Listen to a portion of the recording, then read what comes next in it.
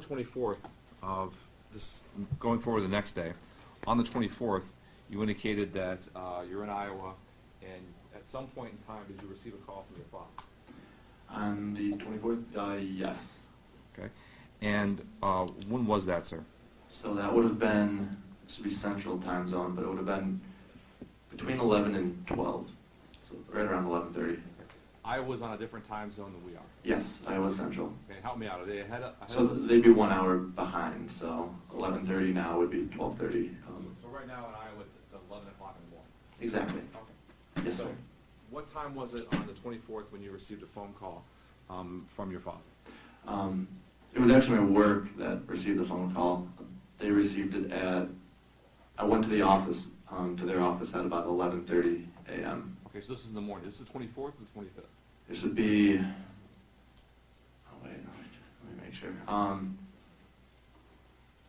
Sorry, as far as receiving the call from my dad, I apologize for that. Receiving the call from my dad, I received a call from my dad at night on the 24th. Okay, that's what I want to talk about. Yes, Okay. sorry about that. That's fine.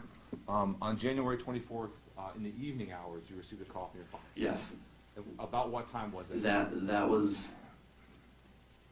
that would have been about 8 p.m., 8 or 9 p.m. Your time or our time? It would have been my time. So 8 or 9 o'clock local time for you, which Yes. is an hour behind us. Yes, so it would have been about 9. I believe about 9 your time. And did you talk to your father on the phone? Briefly, And what did you talk about? he asked me if I talked to my mom today. What did you tell him? I said no. I tried to call her earlier. She didn't answer, but I assumed she was coming from work and that she would call me back later. And he just, said it was weird that she wasn't home when he got home. That she hasn't responded. What time, I'm sorry, what time did you try to call your mother that day? I tried to call her. It would have been when I got off work, so that would have been Eastern Time Zone. It would have been around 6 p.m. Okay. So it's 6 p.m. in the evening. Mm-hmm. Yes? Yes, sir. Yes. And that's the day, that's the same day your father calls you and asks about the whereabouts. Yes. And you indicated about 6 p.m. you were not able to make contact with her? Yes. Did you leave her a voicemail? I do not believe I did. Okay. So you call Candy to your mother, that's about 6 o'clock our time, right? Yes. When your father calls, it's probably 9 or 10 o'clock our time. Yes. Okay. And you said that he was asking about her whereabouts. Yes. Did you talk to her? Yes. What other things did he say on that phone call? Said that that when he came home, that it was odd that she wasn't there. That just he wanted to know if we knew where she was. And I mean, really just that. It was pretty brief. I told him I didn't know, and that was it. Did you suggest to your father where she might be, what she might be doing? I think I mentioned that. I did mention that she was probably just at CVS. Potentially picking up groceries or picking up just some errands. Could be medicine for my sister or medicine for herself. So just picking up something, running some late night errand. How long was that conversation you had with your dad that day? Less than 2 to 3 minutes. It was quick. And after that call with your father, did you try to call your mother? I didn't. Honestly, I wasn't very concerned. Did you call Jessica or anyone else in your family to make inquiries about where your mother might be? I do not believe I did. No. You told us that you weren't that concerned. Yeah, I mean, she would run errands late sometimes. That night, did the defendant call you again that night? No. Did you speak to him the next day? Yes. So the next day, I received a phone call. It would have been right around lunchtime my time, so about between 12:30 to 1:30 p.m. Eastern, and that's when my dad called me at work and talked to me. That's up between 11 and 12 our time. It would have been, I believe it would have been about 11 and 12 my time, which would have been around 12:30 or 1 your time. Okay. And your work? Yes. Tell me about what happened. So I got a call to go up to the office, which I thought was weird, and it was my dad. I guess he couldn't reach me on my cell phone, which is like on my work. He was really distraught, and he said, I'm so sorry, I'm not really sure what happened. Your mother's dead. I don't have more details, but, please come back home as quick as you can. So, I mean, I was obviously pretty out of it at the time. I was pretty distraught about it. But he didn't have any more details than that, so that was a pretty quick conversation as well. I hung up and just started, went back home and started packing and making arrangements. Did he say anything more specific in that conversation about the circumstances of your mother's death? No, just that they found her body. Nothing as far as where or how or anything like that. After that, you said that was a brief conversation? Yes. After that conversation, you said that you made plans. What kind of plans? Just as far as logistics, how I was going to get home, as quick as I could get home, and letting work know, that I'd have to be gone for an unknown amount of time. And did you in fact come home? I did. And when was it approximately, sir, you got home? I believe I didn't get home that day. I know that. I believe it was the next day. It may have actually been one day after. Because I know I was trying to get home as soon as I could, and I know there was some delay. I'm not sure if it was just a 12-hour delay or if it was actually a full day. So I couldn't make it back. Do you recall today what day approximately you arrived? So it would have either been the 20, I think it was the 27th. It may have been the 26th. I'm pretty sure it was the 27th though. So you arrive, you come back home? Yes. And I assume you go back to home on Middlesex, correct? Yes. And that's the family home? Right? Yes. And when you got there, was your sister living or at the home that time? Right when I got there, Yes. I believe she was. I believe our entire family was there. I mean, there were a lot of people at home, but I'm quite sure she was there.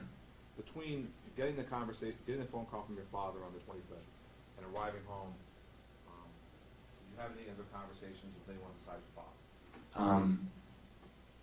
I mean, I talked to my sister. I don't really recall exactly what we talked about. I mean, just about this situation, just trying to figure out what happened.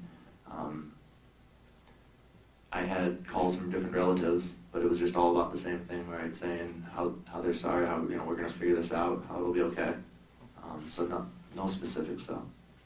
So you get home, your whole family's there, and you start to try to figure out what's going on, correct? Yes. Okay. Now at that time, sir, did you have any conversations with your father about where he was at the time that his wife was murdered? At which time? When you got home? When I got home, yes, we talked about it. What did he tell you? So he said that, that he was at his rental, one of his rental properties on Mac, and he was doing handyman work. He was working with, he was with one of his friends, Mr. Carmody, and he went, I know that he was working there. He went home to, I think, grab his keys, walked in real quick. That's when he noticed that my mom still wasn't home. That's why he called. And then he went back to his rental property to continue working. Did he tell you what time it was he went back home? It was, I think so, it would have been right about when he called me. So he called me around, I said around 9, then it would have been around 9 p.m. And that's what he told you? Yes. Okay.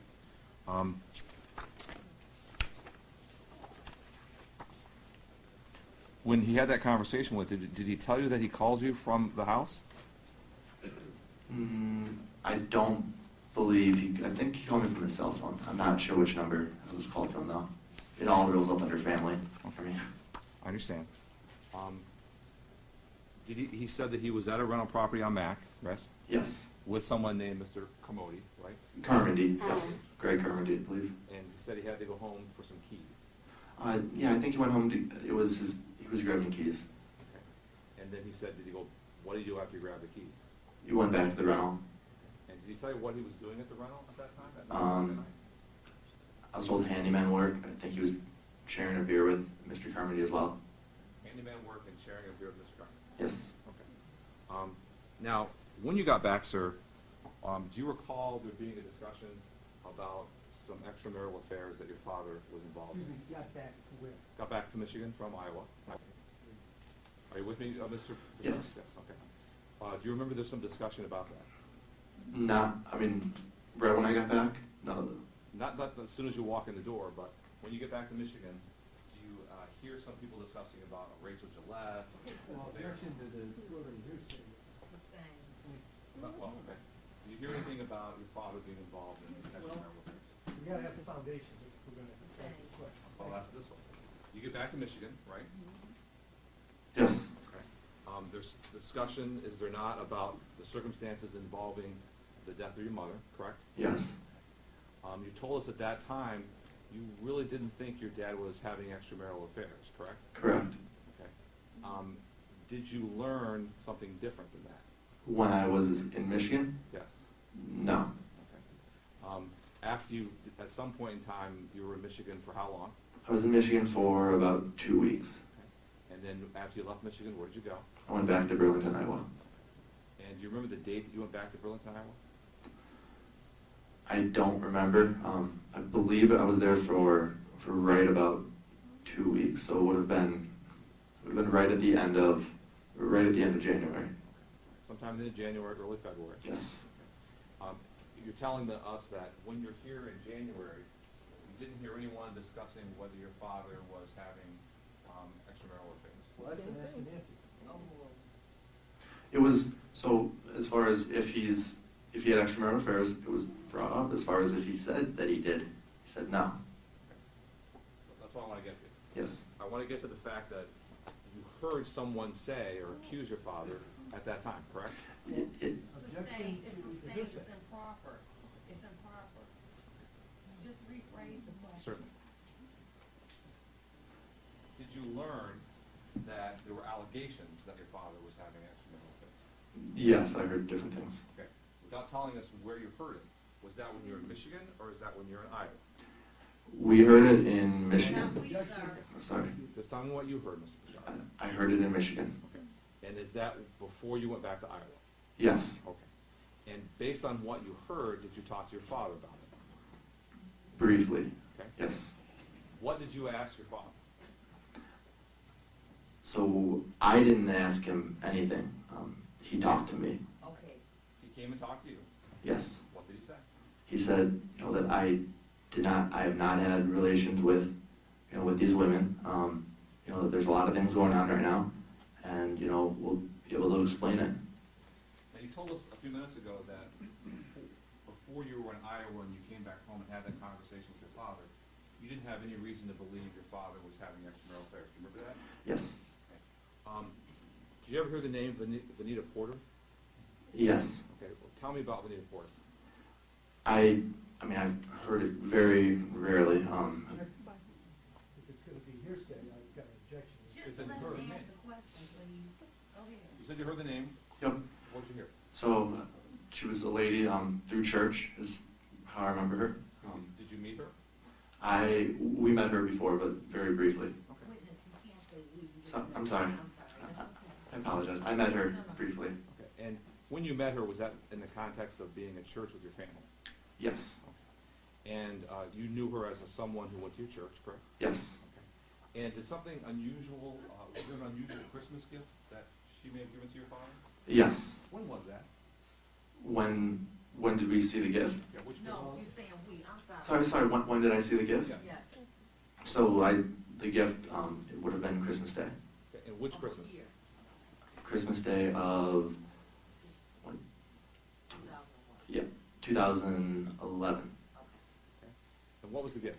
It was a shirt and a pair of pants. And was something unusual about that? It was unusual just because it was a gift, right? From someone that I didn't really know that well, and it was odd, right? A gift like that. Knowing the person's size. No, let me stop there. Who was the gift for? For my dad. Okay. And you said it was a shirt and a pair of pants? Yes. And you said the size was correct? It appeared correct. Yes. And did that strike you as unusual? It struck me as unusual. Was it in a box? It was in a box. How did you know it was in a box? My dad opened up the box, and once he unwrapped the gift, I saw what was inside. In the presence of other individuals at Christmas? Yes. And so it's a shirt and a pair of pants to your dad in the correct size? I believe it was the correct size. Okay. And Why did that strike you as being odd? Well, it struck me as being odd because we didn't usually get gifts in the past from someone from our church like that. I mean, someone that I didn't really know that well. It was also odd just because, you know, it concerned other members of my family at the time. So